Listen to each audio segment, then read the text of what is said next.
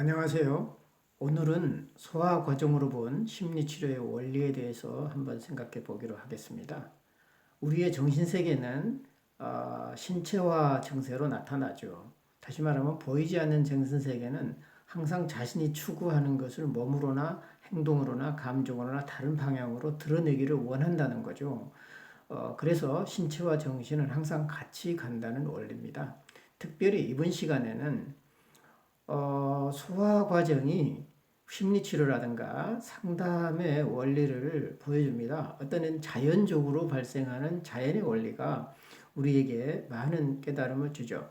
사실은 어떤 심리적인 문제, 정신적인 문제는 인간이 소화해야 할 것을 소화시키지 못할 때 발생하는 것입니다. 그러면 우리가 이제 심리치료사들이라든가 상담사들이 도와줄 수 있는 것은 대상하고의 관계, 사람들하고의 관계에서 소화시키지 못하는 것을 소화시킬 수 있도록 도와주는 어떤 사물과의 관계, 일과의 관계, 세상과의 관계 속에서 이해할 수 없고 소화시킬 수 없는 어떤 자기 한계를 넘어서는 이런 부분들과 어떻게 관계할 것이냐, 어떻게 소화시킬 것이냐 하는 것을 함께 생각하고 또 도와줄 수 있는 것은 또 도와줄 수 있는 것이 아마 상담사의 일이라고 할 수가 있습니다. 자, 그렇다면 이 소화 과정으로 본 심리치료의 원리를 살펴볼 때 첫 번째 단계는 뭐겠습니까? 이제 소화시킬 때 뭔가가 음식물을 소화시킬 때 입으로 이제 들어가게 되죠. 이것은 수용의 단계입니다. 그래서 이제 처음에 단계는 입이죠. 그래서 1단계는 수용의 단계죠. 그러면 이 소화작용으로 본다면 입에서는 음식물을 잘게 분쇄하는 작업을 합니다. 그래서 식도를 통하여 음식물이 잘 내려가게 하는 거죠. 그리고 어떤 이제 위에서 이루어지는 소화작용이 수월할 수 있도록 도와주는 작용을 하고요. 또 입이라고 하는 것은 이제 침이 발생하는데 침은 소화작용에 음식물 속에 전분을 엿당으로 이제 분해하는 역할을 합니다. 그렇다면 이제 치료의 원리에서 보면은 변환의 원리에 보면은 이제 입에서 하는 작업이라고 하는 것은 어떤 이제 음식물을 씹었을 때 그 음식물이 본질에 변하지 않죠. 그래서 원래의 모습을 유지하면서 이해하기 좋게, 먹기 좋게 변형시키는 작업을 합니다. 다시 말하면 대부분 심리치료 과정에서 정신적인 고통은 덩어리로 이해합니다. 어떤 통째로 이해한다는 거죠. 이것을 부분화시키고 분해해서 잘게 쪼개서 자기가 소화 가능한 양으로 이제 조절을 한다는 거죠. 음식도 고기도 크게 한꺼번에 먹을 수는 없죠. 잘게 씹어서 소화 가능한 상태로 이제 나누는 작업. 즉 해석을 위한 수용을 한다는 거죠. 그리고 입에로 이제 무엇이 들어간다라고 하는 것은 일단 내가 먹는다라고 하는 것은 수용의 과정입니다. 일단 좋든 싫든 먹어보는 거죠. 그러면서 이것은 어쩌면은 현상과 자신의 경험을 통해서 약간의 변형 작업을 하는 겁니다. 음식물을 잘게 씹는다라고 하는 것은 음식물의 본질을 변화시키지 않고 사건의 본질을 변화시키지 않고 그것을 어떤 쪼개므로써 이제 변형 작업, 약간의 변형 작업을 이제 거친다는 거죠. 그래서 이때 이제 우리가 할 수 있는 임상 작업이라고 하는 것은 방어 기제를 이제 발견하게 되는 거예요. 것이고 또 실질적인 현상 속에서 어떻게 경험했느냐는 경험적 관찰을 하고 그다음에 자아와 의식에서 드러나는 페르소나, 자아와 페르소나의 관계를 보고 그다음에 이제 그림자를 직면하는 과정까지 들어갈 수가 있습니다. 이때 우리가 강조할 수 있는 것은 일단 먹는다는 거죠. 물론 실질적으로 음식을 먹을 때는 굉장히 조심해야 됩니다. 이것을 독이 있는 것을 먹으면 안 되죠. 그렇지만 정신세계에 있어서는 때로는 내가 싫어하는 것도 일단 수용하고 그것을 소화시키는 연습을 해야 되는 거죠. 물론 음식도 그렇습니다. 자기가 싫어하는 음식이라고 해서 거부하는 것이 아니라 일단 먹어보면서 계속 적응해 가는 게 필요한 거죠. 물론 이제 음식물의 경우는 독이 있는 것을 먹으면 안 되겠죠. 전이와 역전이가 이때 이제 발생하는 단계고 결국은 이것은 어떤 모든 것이 들어가서 섞이는 연금술에서의 흑화 단계로 볼 수가 있을 겁니다. 자, 그렇다면 두 번째는 이제 입에서 어디로 들어가죠? 위로 들어가죠. 위는 일단 변환의 단계입니다. 트랜스포메이션. 첫 번째가 수용의 단계, 억셉턴스의 과정이라면 두 번째는 이제는 변환의 과정인 거죠. 위로 들어가서 위라고 하는 것은 음식물을 부드러운 죽 모양으로 바꾸고 또 단백질을 부분적으로 소화합니다. 그리고 음식물을 일시적으로 저장하고요. 여기서 이제 위에서 본격적인 소화가 시작되죠. 그리고 소화 도중 음식물이 식도로 역류하거나 다시 이제 식도로 와서 입으로 오거나 또 소화되지 않는 음식물이 미리 십이지장으로 내려가는 것을 방지합니다. 그러니까 웬만한 것은 위에서 소화가 된다는 거죠.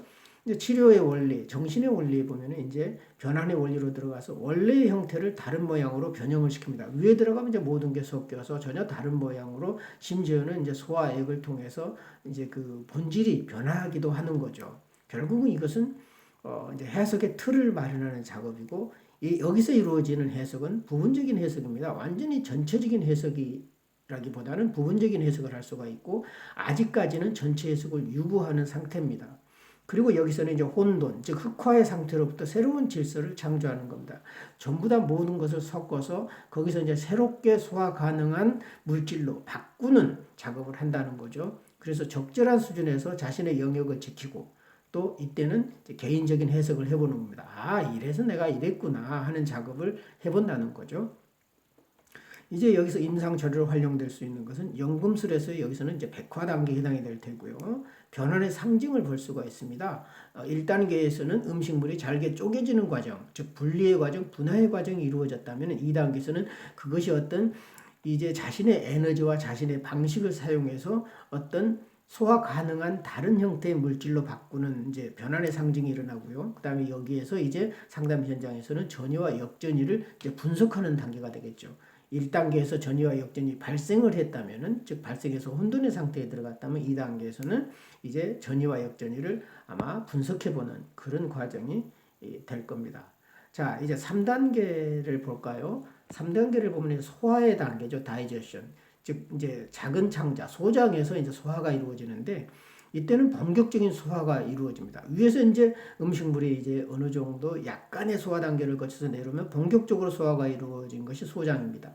그래서 소화 효소를 통해서 주요 영양소, 단백질이라든가 탄수화물이라든가 지방을 소화작용으로 이제 분해하는 거죠. 그리고 이제 소장 속에는 융터를 통해서 넓은 표면적으로 영양분을 흡수합니다. 그리고 이제 소장에서 흡수된 영양소는 혈액을 통하여 온몸으로 운반되고 찌꺼기는 대장으로 내려갑니다. 자, 정신치료의 원리에 있어서는 이제 내가 한 해석이 정말 소화 가능한 해석인가 하고 해석의 타당성을 검토하는 과정이고요. 이때는 개인적인 해석보다는 이제 보편적인 해석을 해야 된다는 거죠. 나를 넘어서서 모든 사람이 이해하고 해석 가능할 수 있는 그런 방법을 찾아내고요. 그 다음에 이때는 그 해석을 위해서 몇 개의 주제로 분류 작업을 한 다음에 이제 구조화를 하는 작업이 아마 이루어질 겁니다. 그리고 이때 활용되는 임상 자료는 컴플렉스를 분석하고요.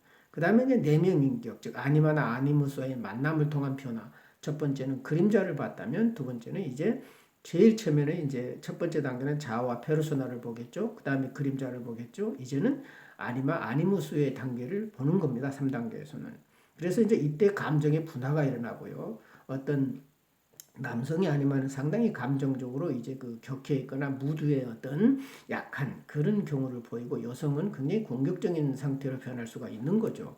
이때 이제 적응과 이제 내면화 단계를 살펴보고요. 그 다음에 인격의 성장 단계로 2단계에서는 이제 우리가 이해할 수가 있겠습니다.